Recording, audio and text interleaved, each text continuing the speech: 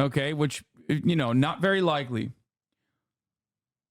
But if he was alive, I would literally, dude, Shia Islam is the light. You know what I mean? Like, I forget what the deal is between the Sunnis and the Shias. You know, and the fucking theological reasoning as to why, like, there's this big thing. I stole your jokes and used them on my date last night. They were a massive hit. Thank you, King. Hell yeah, dude.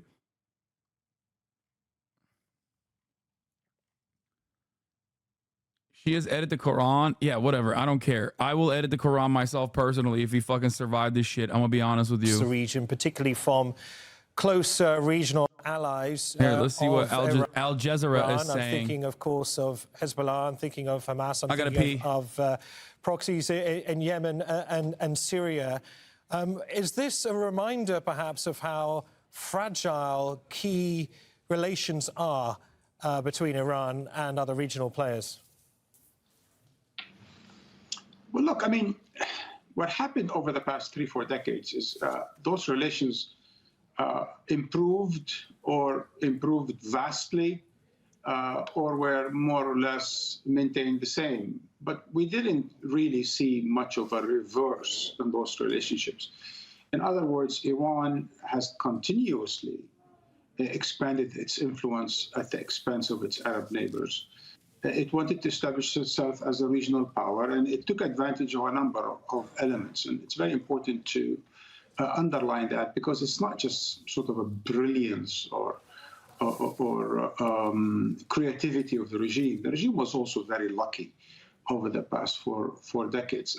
I've spoken to you earlier about why it did maintain its stability and why it has been resilient. But once again, it has been lucky. On the one hand, it was American destruction of Iraq, which is sort of Iran's foremost nemesis that allowed Iran to expand further. Israel's expansionists' genocidal policies in Palestine and beyond, including its invasion of Lebanon, also gave Iran an opportunity to expand its influence. The counter-revolution in the Arab world over the past dozen years gave a huge opening for Iran to expand its influence from Yemen to Syria and elsewhere in the region.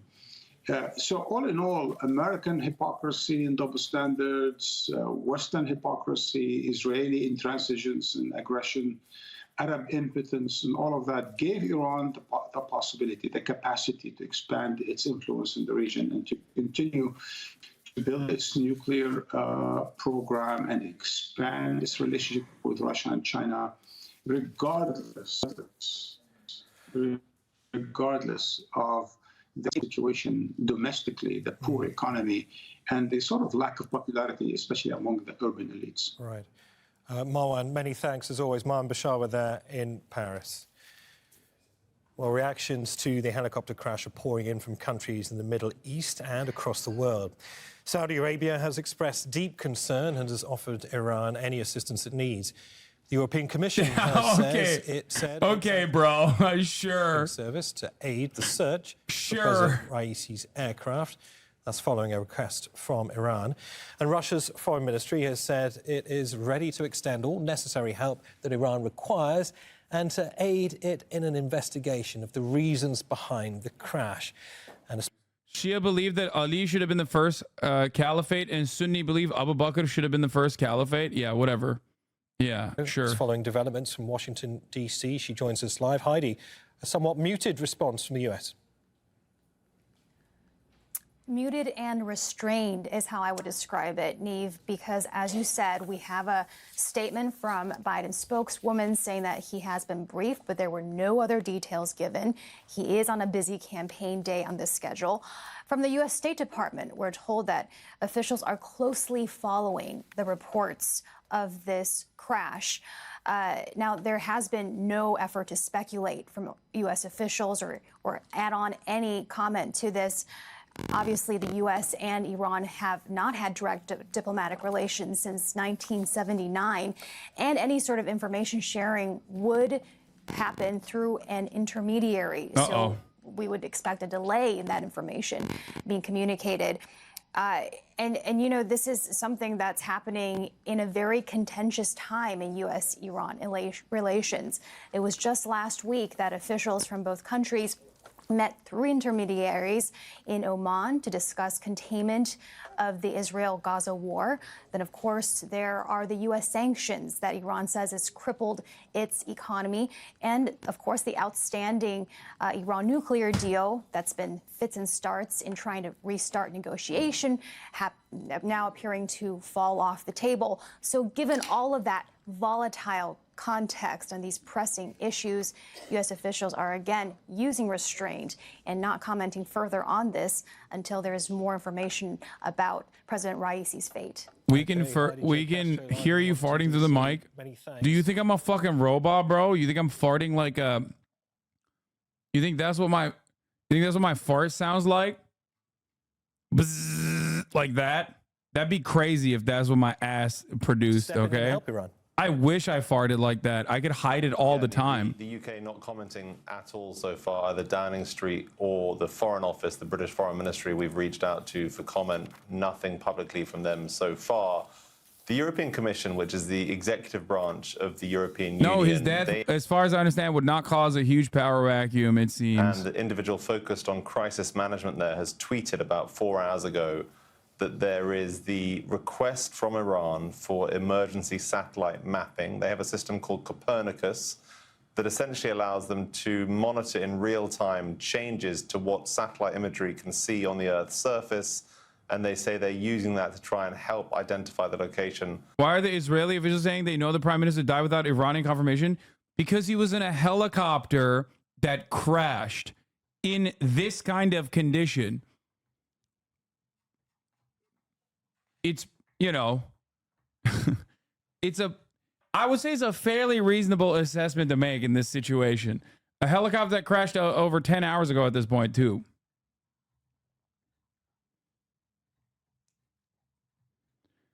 Also, it's Israel. They take pot shots on both sides. I'm sure. I don't know anything. I haven't seen any Israeli comms on this. But even without seeing it, I could tell you that there is at least one Israeli head of state that immediately probably chirped in and was like, it's because the Iranian people hate their leaders. That's why they assassinated him. It's just trying to take advantage of a situation and cause additional political instability and talk shit. You know what I mean? It doesn't mean anything. And certainly it's going to be tough for them to have elections in which the population actually participates. The participation rate in the parliamentary elections just... You think Putin is freaking out? Fuck no. Putin is not freaking out. You want to know why? Because that motherfucker's not getting in a helicopter, bro. He has his own goddamn train. Like... So we are assuming it's not the CIA or Mossad. I doubt it, but who knows? But I doubt it.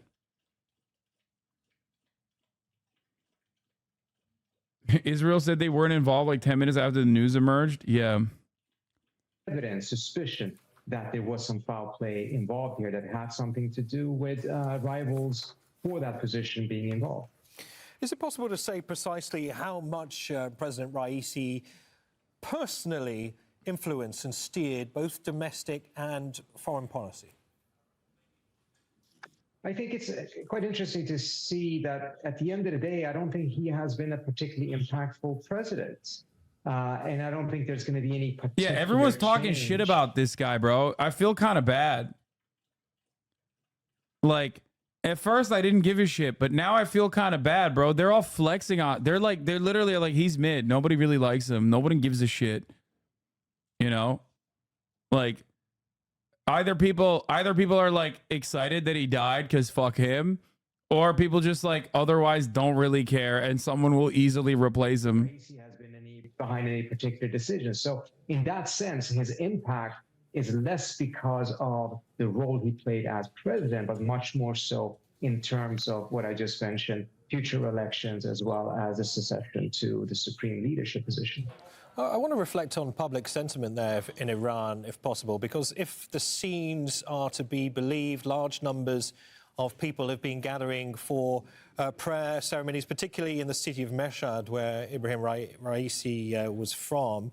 How spontaneous do you think these shows of concern, sympathy, worry for Ebrahim Raisi are amongst Iranians?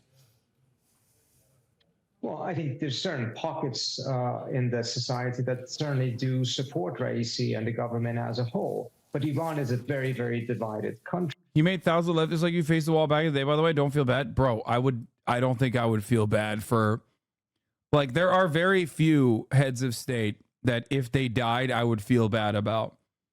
Like, there's a fucking handful. I would say like Lula, you know what I mean? There are very few. There are very few politicians that I would genuinely fucking feel bad if they died. Xi Jinping, my goat. No, I'm kidding. About the extent to which Raisi Donald has Trump. projected... Donald Trump, I would feel bad if he died. That's my goat.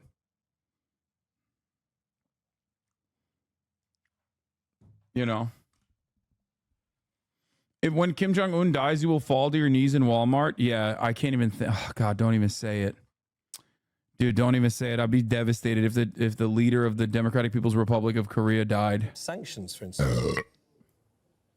Certainly, I think what we've seen under the Raisi years is then an abandonment of the approach of thinking that there actually is a way for the West and Iran to get along, and that Lake, Iranians what have are you lost faith doing? that the West is capable of providing sustained sanctions relief.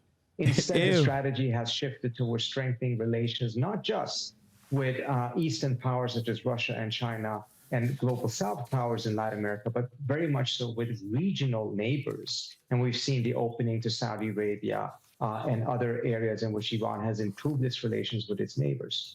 But again, whether Raisi has been a strong driving force of that is a different question. He's clearly been in support of it. What if it's but fake? It's not Why? as if without him on the scene, that process. Like, if this was a psyop, why would they do that? It's not like he's that significant. Why would they like do a secret death thing, like to hide him? He's not like he's not that important. Missing. Plus, Like, as far as I understand, the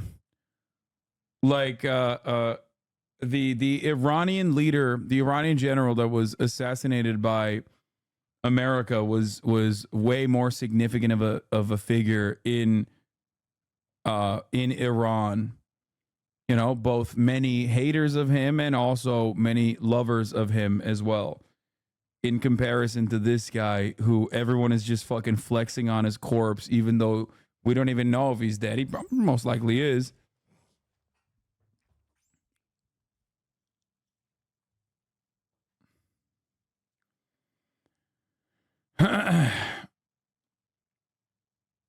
Yeah, Qasem Soleimani was very popular. Both, you know, a lot of people hated him and a lot of people loved him as well. Soleimani, let me tell you, as a Iraqi, that was one of the best days of my life.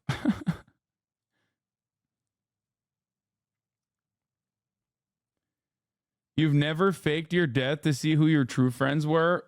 Oh, that's a good one. I think that's probably what it is.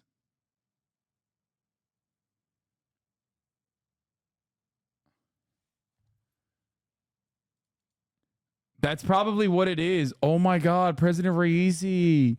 He did it. He did this to himself so that he could know like who his real friends are. He's like, "Oh, I heard all of you guys. I heard what you had to say about me when you thought that I died in a helicopter crash. You were calling me mid. Like not a single fucking tear was shed. It's pretty messed up. It's pretty fucked up, dude. Imagine you put this elaborate scheme together and you're like, oh, bro, they are going to say so many nice things about me. Oh my God, everyone is going to say, rest in peace, Raisi. And then, bro, what the fuck? Everyone said I am mid. Yeah. I'm awaiting a Facebook status coming out. I'm awaiting a Facebook status coming out being like, the real ones failed me today. He's just gonna stay in the mountains.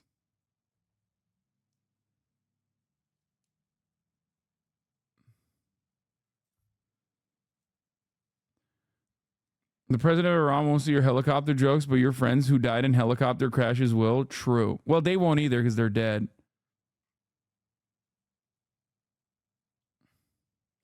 If you faked your death and everyone called you mid, would you even come back? Fuck no. I'm staying in the motherfucking mountains, dude. I'm befriending the bears and the gray wolves and the apparently hyenas or whatever.